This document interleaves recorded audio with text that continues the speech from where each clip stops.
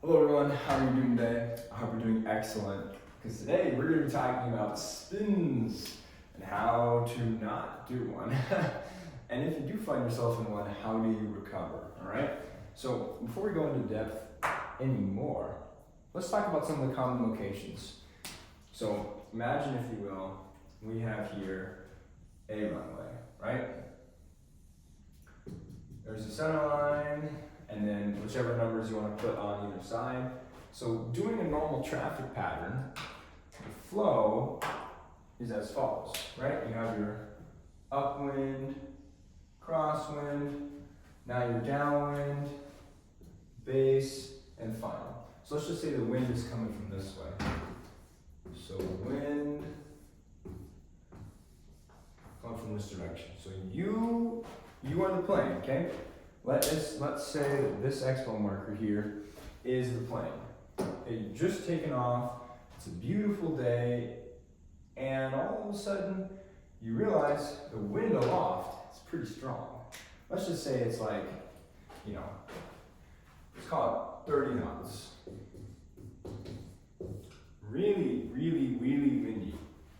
It may not be as windy on the ground due to friction, but that'll be a different video talking about wind and meteorology. But for today, let's just focus on spins. So it's really windy aloft, and you take off, right?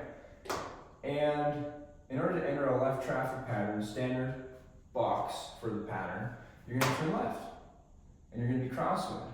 Hence the wind's to your right, so you're crossing the wind. And when you are turning, okay, from crosswind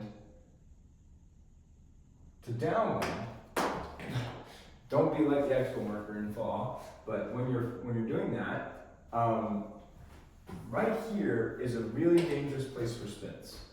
A lot of people think it's the base to final area where you're overshooting, so you really start turning. But in reality, another biggest place is right here when you're turning crosswind to downwind. And the crosswind to downwind is because you're going from a really slow, basically like crabbing into the wind, to then all this really fast. And so in that turn, you are very likely to get a spin there. And then in addition, we can kind of narrow this down some more, is that in more specifically, it is right here. You're turning base, and you realize you're going to be overshooting, so you bank really, really hard. And usually what happens is with these approaches is it kind of looks like this. You kind of come out, and you kind of come back in.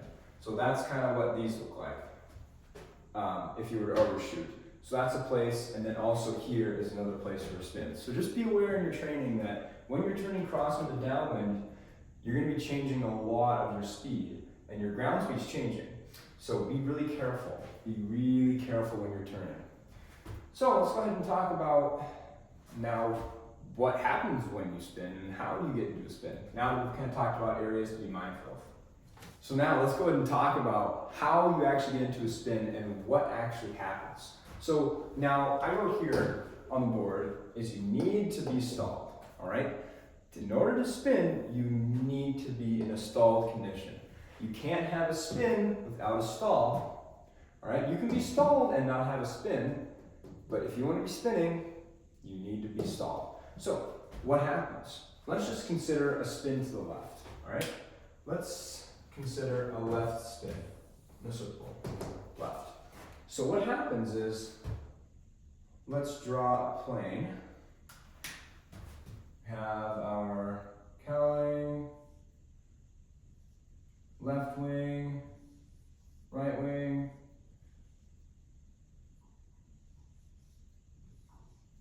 okay, this drawing is pretty bad. All right, but you get the idea. Here is the plane. So what happens when you have a spin to the left is that your left wing, okay, this wing will stall first.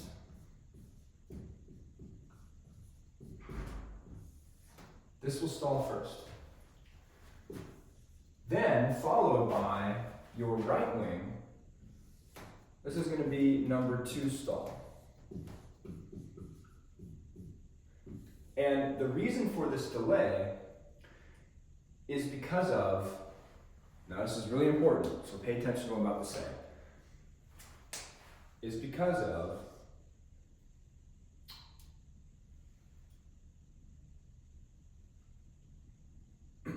I just lost my train of thought. Oh yeah. It's because of a side slip. Okay? A side slip. That is why the number one cause of spins is when you're side slipping during a stall. So you're coming in for a stall and then all of a sudden you get side slipped. And when you side slip, your aircraft is going to spin. Pretty much guaranteed. And the reason is because your left wing will stall first, your right wing will stall second, and then all of a sudden you'll have a coupled yawing motion, okay? Coupled yaw. I'm gonna write that down for you. Coupled yaw. In whichever direction that you're rotating. So, essentially the aircraft stalls. The left wing stalls first, the right wing stalls second. You are in a side slip, so your plane is slipping, and then all of a sudden, you start rotating. And it's an auto rotation. That's how you know that you are in your spin, is when the thing is just starting to auto rotate. That is another thing to know. Auto rotation.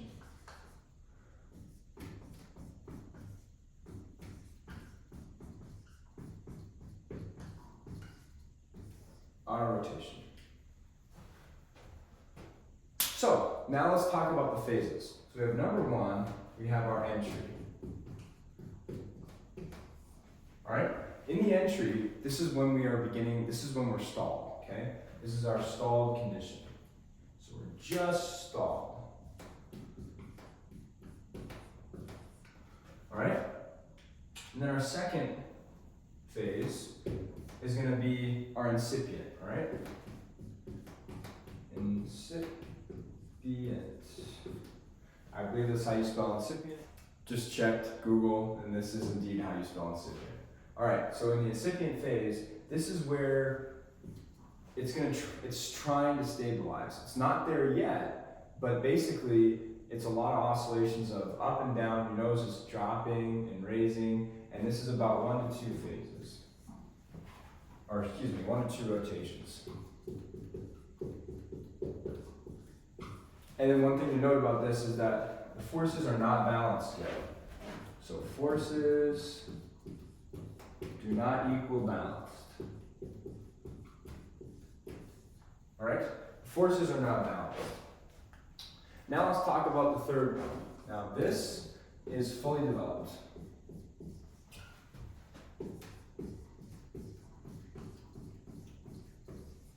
Alright, when we're fully developed, we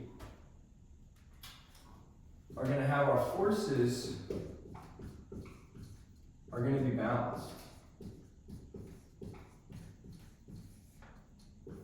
So our forces are balanced.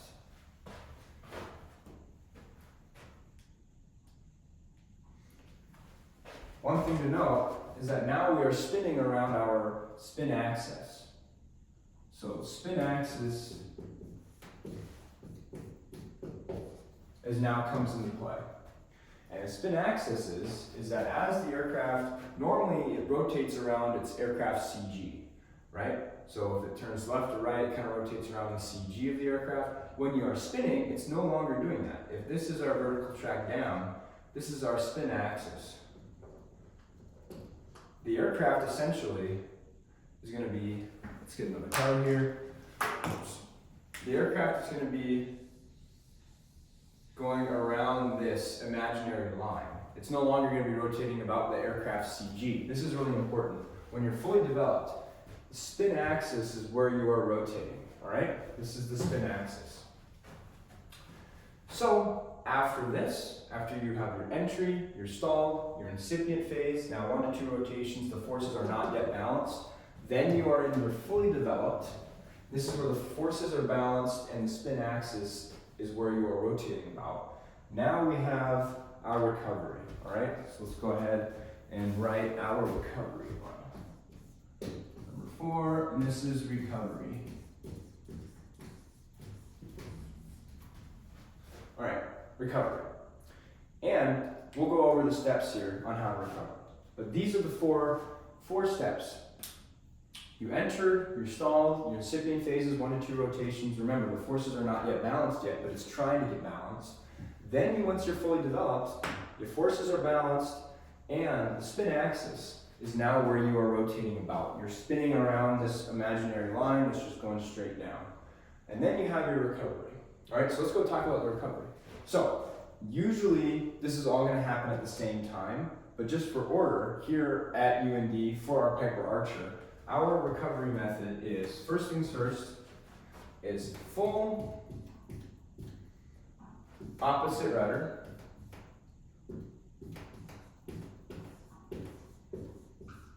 Okay, full opposite rudder to the direction of rotation. Full opposite rudder in the direction of rotation. So, in direction of rotation. So, if you're spinning to the left, you're going to need right rudder. Full opposite to the direction of rotation. Okay, next thing is we're going to then neutralize our controls. Neutralize and full forward. So control wheel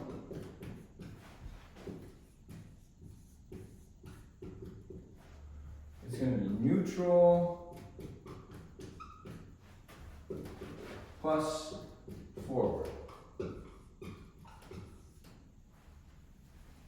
Okay, so our control wheel, now we have full opposite rudder. Our control wheel is going to be neutral. Ailerons, don't do any opposite aileron. Don't try to do the opposite direction of rotation with the ailerons. That's just going to make it worse. You neutralize it, and then you push the nose down. Now, the checklist says full forward, but you're never going to need all full forward. So that's why you just say forward, but technically the correct thing to say is full forward. For most aircraft, you're not going to need to push it all the way forward. Then, after full forward, the next things is that we're going to have throttle idle, all right? Throttle is idle.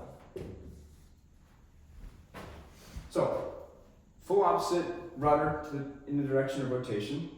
You're spinning left, whichever shoulder is turning, whichever shoulder the ground is impacting, the horizon, if it's coming towards, that's the shoulder you need to push on. That's another way to remember. If you don't know what to do, if the things are spinning this way and it hits this shoulder, like if you can imagine, if you're spinning this way and the ground hits the right shoulder from what you're viewing, then you're going to need that rudder. So that's one way to remember. So full opposite rudder direction rotation, control wheel neutral and forward, and then you want your throttle idle. And you do all those things basically simultaneously. It's not really one step, you do them all at the same time, pretty much. Then, after the rotation is stopped, you're then going to start smooth back pressure, okay? Smooth back pressure.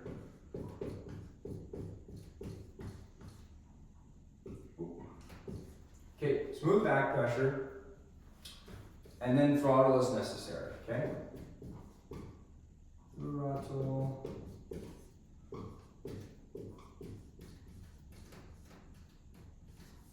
Throttle is necessary.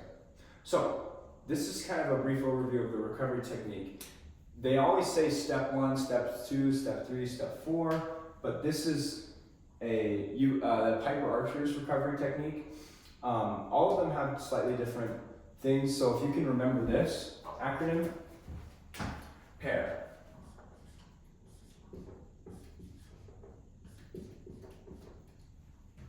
All right, so P means power is idle, ailerons are neutral, rudder full opposite,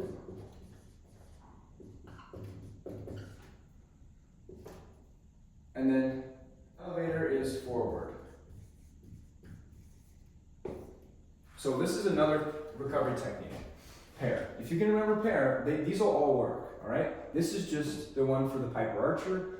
That may be the one for your Cessna, whichever one is prescribed in the manufacturer's manual will work. But if you wanted, these are just some other ways. But overall, you want to make sure that your power is out. You don't want to have any power. It's not helping you. It's making it worse. You want your ailerons neutral. You do not want to be doing left or right turning. And you want your rudder to be full opposite. And you want your elevator to be forward. If you can remember those, then you're going to save yourself a lot of trouble if you inadvertently get here into a spin. So, to recap, remember, you need to be stalled in order to spin. And you need to be in a side slip to actually start that spin. So that's the number one cause of spins. Number one cause, write this down. Number one cause of spins, all right? So be mindful when you're turning that crosswind to downwind and then that base to final. You really don't want to be any side slip and stalling. And if you do that, you're likely going to get a spin, okay? So remember that, and remember, always, always, always take what your instructor says and whatever classes you're taking. This is just educational, so keep that in mind. But thank you so much for watching, and have a wonderful day. Thanks so much for tuning in. Remember, be safe, have fun, and stay cool, all right? Take care.